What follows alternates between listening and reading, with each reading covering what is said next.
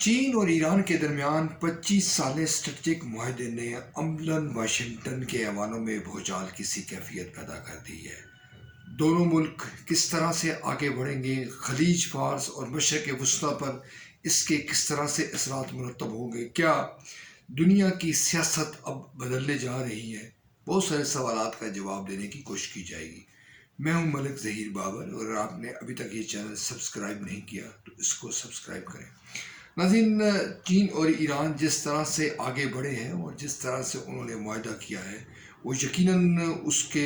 وسیع پیمانے پر اثرات مرتب ہوں گے۔ سی پیک کے حوالے سے جو اعتراض اٹھایا جا رہا ہے کہ کیا یہ سی پیک کا متبادل ہوگا، عملاً ایسا نہیں ہے، بلکہ ماہرین کا خیال ہے کہ یہ سی پیک کو تقویت دے گا اور پاکستان کے مفادات، ایران کے مفادات اور چین کے مفادات کا ضامن بنے گا۔ اس کے نتیجے میں ایرانی تیل بآسانی پاکستان کے ذریعے چین منتقل ہوگا، اور اگرچہ اس کے جو نرخ ہے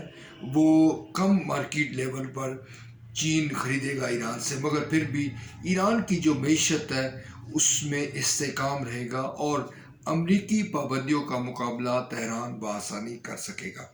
ناظرین، دوسرا اس کا جو بڑا فائدہ ہوگا وہ ایران کی جو سیاسی تنہائی ہے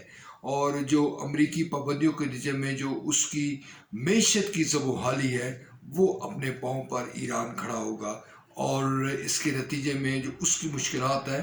اس پر بڑی حد تک قابو پانے میں مدد ملے گی۔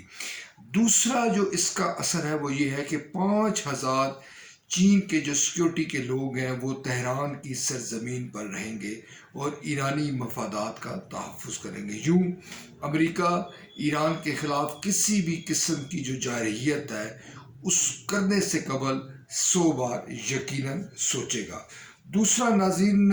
جو ماسکو کے ساتھ بھی جو ایران کے تعلقات ہیں وہ بڑی خوشروبی کے ساتھ آگے بڑھتے رہے ہیں۔ یہاں پر یہ ذکر کرنا ضروری ہے کہ 10 سال قبل تہران اور ماسکو کے درمیان ایک معاہدہ عمل میں آیا تھا جس کو کوئی جو ہے توثیق کی گئی، اور اس پہ دونوں ملک ابھی تک کاربند ہیں اور آگے بڑھ رہے ہیں۔ ناظرین، ایران کی جانب سے اپنی جو سیاسی تنہائی ہے اس سے نکلنے کی کوشش کی جاتی رہی ہے، اور ماسکو اور چین اس ضمن میں آگے بڑھتے رہے ہیں۔ مثلاً 2 سال قبل ایران، روس اور چین کے ساتھ بحری مشقیں ہوئیں جس میں جو ایرانی جو سپاہ ہے اس نے بھی اپنی صلاحیتوں میں اضافہ بھی کیا اور اپنی صلاحیتیں بھی منوائیں۔ ناظرین، نئے معاہدے سے جو ایران اور چین کے درمیان ہوا ہے، اس سے چین کو خلیج کے ساتھ ساتھ وسطی ایشیائی ریاستوں تک بھی رسائی مل سکتی ہے۔ وسطی ایشیائی ریاستوں میں اپنا اثر رسوخ بڑھانے میں وہ مددگار ہو سکتا ہے۔ ناظرین،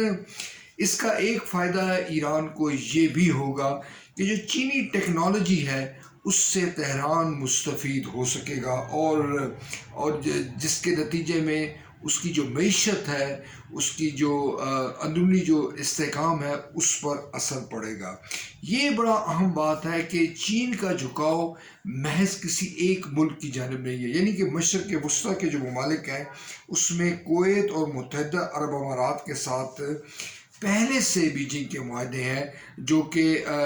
بہت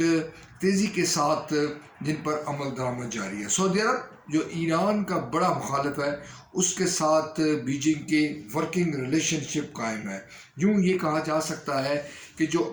آپس میں حریف ممالک ہیں مسلمان، وہ چین کے ساتھ حلیف کی شکل میں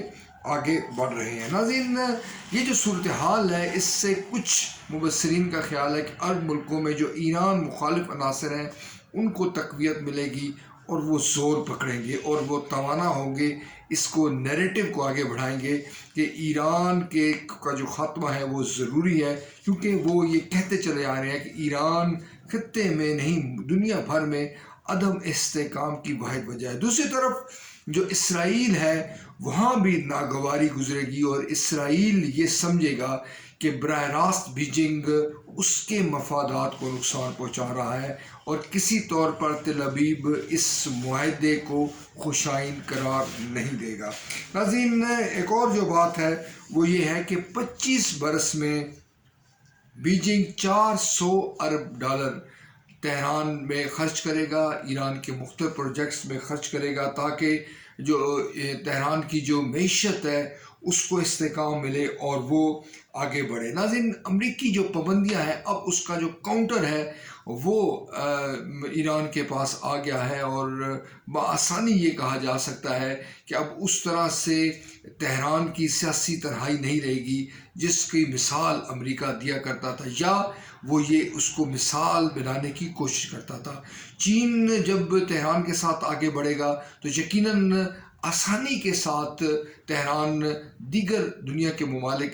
کے سامنے اپنا مقدمہ پیش کر سکے گا اور اپنے مفادات کا تحفظ بھی کر سکے گا۔ ناظرین، اب جو چین ہے وہ یہ کوشش بھی کرے گا کہ کسی طرح سے تہران کو لیٹ ڈاؤن نہ کیا جائے، اور چونکہ تہران کے ساتھ اس کا معاہدہ ہوا ہے، اس کی انویسٹمنٹ ہے، لہٰذا تہران بتدریج ہی صحیح مگر وہ آگے بڑھے۔ ناظرین، پاکستان کے لیے یہ بڑا خوشائند بات ہے، اور